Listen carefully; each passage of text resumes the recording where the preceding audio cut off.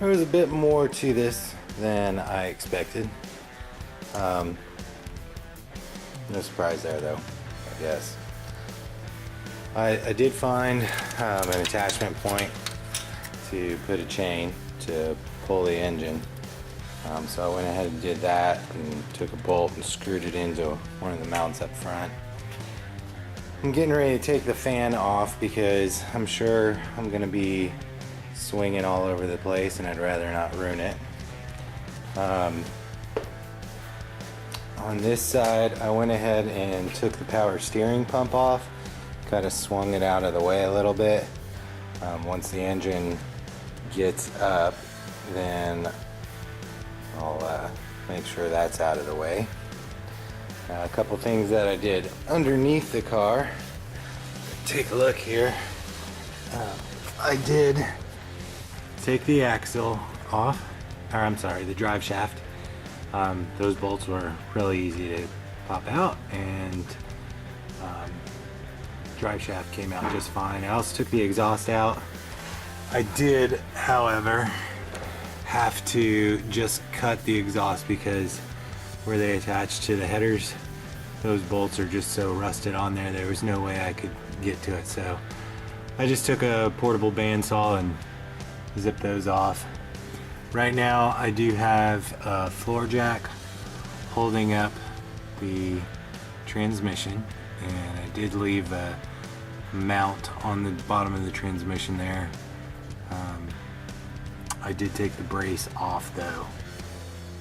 And now what I'm noticing is I cannot roll my shop crane underneath the car because my jack stands are in the way.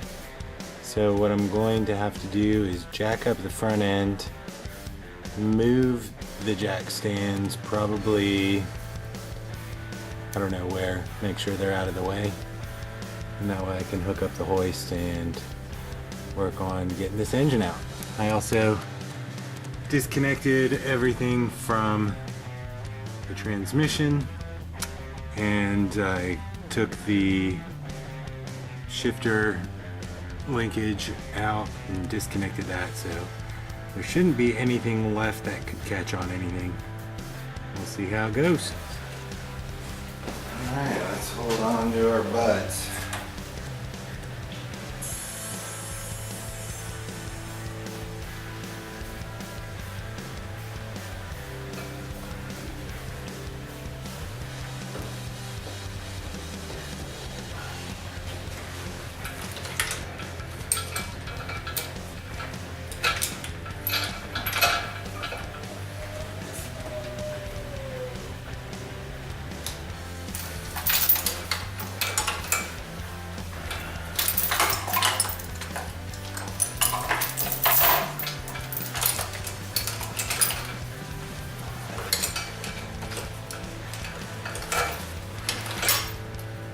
Basically, I just put the hooks from the chain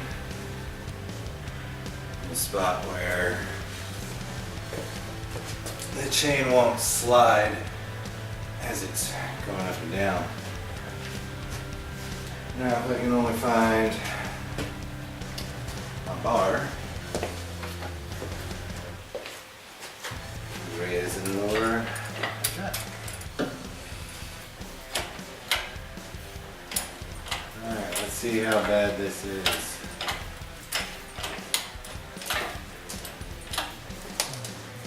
Making sure I'm not knocking my jack stands.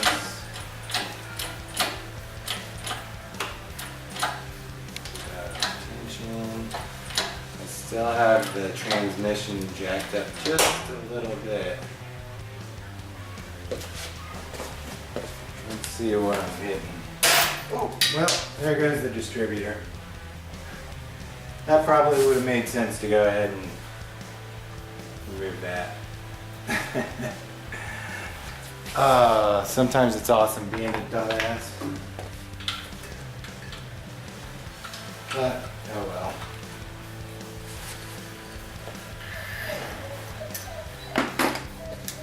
Make sure this bolts all the way in as far as it can be.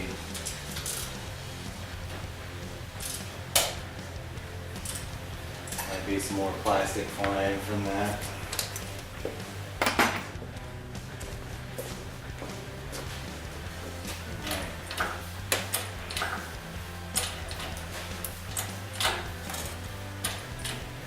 Movement wants to rotate.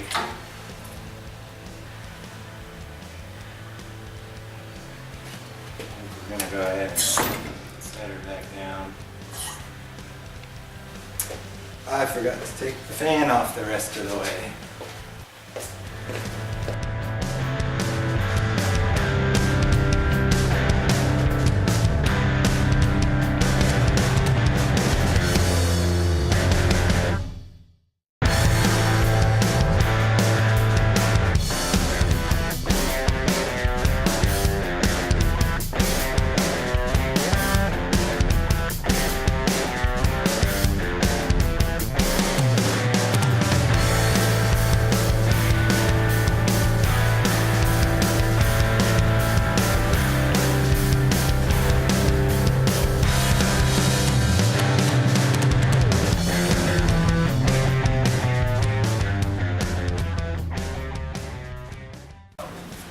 So, as I'm lifting, the engine's tilting down, and if I keep pulling, the transmission is going to flip up. And since I'm here alone and don't have a bunch of people to help control it, I'm going to use this ratchet strap to kind of pull the engine in towards the crane. And that way it'll keep it at this angle until I can swing it out and around without having it spring down and break anything.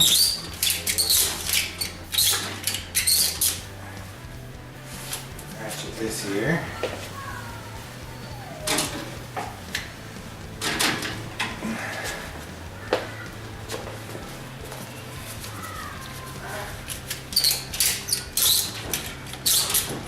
Alright, so now,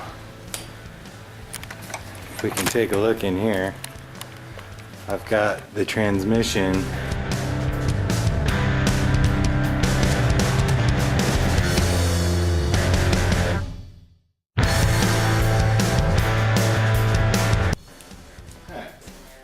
got a little dilemma trying to figure out how to get this back to even.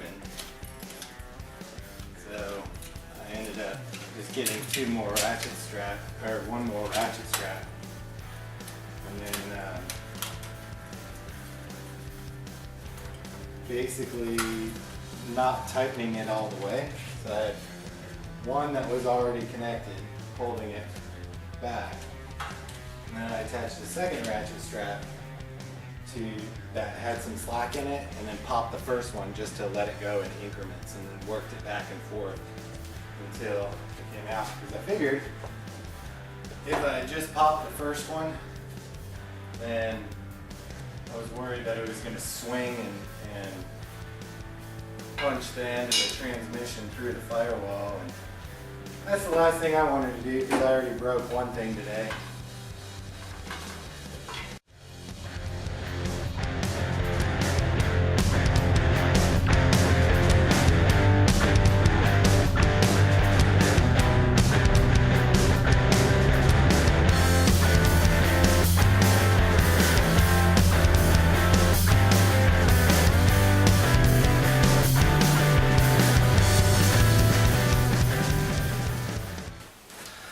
Fun stuff. Got my first engine pull. So here's a little tip. I was taking the steering column out so I can get everything out of the firewall. And once I got down to the steering shaft where it connects to the power steering, I realized that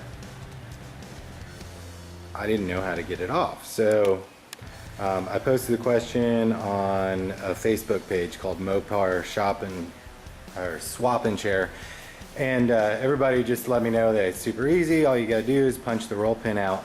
So my little tip is just get a 4mm socket and it fits perfectly in the back of this. So you can just take that 4mm socket and hammer the back of it, and it'll punch the pin out. And you can see the pin is sticking out the back here, and I just have to pull it the rest of the way out. So that's my tip. Made a little more progress today. So inside I got the rest of the dash components out for the most part. Got the air box and steering column out. Having a little trouble getting the parking brake disconnected underneath. It's rusted pretty bad, so contemplating either cutting it or seeing if I can figure out a way to break it free. Went ahead and took the wheels and tires off, and also got the front brake calipers off. Seems pretty cool. The bearings actually aren't too bad. It's spinning, it's not making any grinding noise. I don't know if the bearings were redone at some point. I presume so in the last 45 years. Inside the firewall, I've got pretty much everything out. Got the master cylinder sitting on the ground down there. Again, having issues getting the rear brake line out of it, so again contemplating just chopping it, because I'll probably do all new lines anyways. Looks like I still got my throttle cable there. I still need to get that out. Coming around to the other side, again took the caliper off on this side. Oddly, the driver's side had two different size bolts holding the caliper on. The passenger side were both 1/2 inch. Over here there was one that was 9/16, and I can't remember the other one, but it was probably replaced at some point, just not with the correct piece. Coming around to the back, I'm going to be dropping the rear end pretty soon and getting that off, just get the rest of the weight off. Did notice some stuff just while banging around.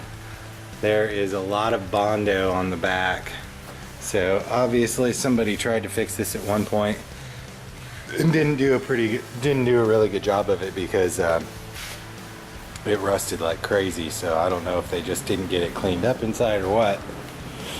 And something really cool is, I don't know if it is this way on all cars. I'm guessing various cars have different mechanical levers and little electronic motors that move things now, but all of what I thought was wires going through the airbox are actually vacuum lines. And it's pretty cool because all these diaphragms are what opens and closes the doors inside to change it to be like foot heat or defroster, etc. Still contemplating whether I'm going to put the AC back in or if I'm just going to do heat. Not really sure yet if I want to save that weight and parasitic drag on the motor, or if I want to drive with the windows up during the summer, because it is Houston and it does get hot and humid. So definitely making a good bit of progress here. Got the engine down on the floor, engine and transmission out. Pretty soon here I'm going to pull the transmission off, and then I'll be taking the heads and headers off and get the air intake, all that kind of stuff off, and then start looking for machine shops to do the boring. I was originally thinking 450 stroker with 451, but after doing a little bit of reviewing, I may actually go to a 470. Seems like it's still pretty low maintenance and give a little bit more oomph, but not break the bank. Actually, the kits are the same on 440 source.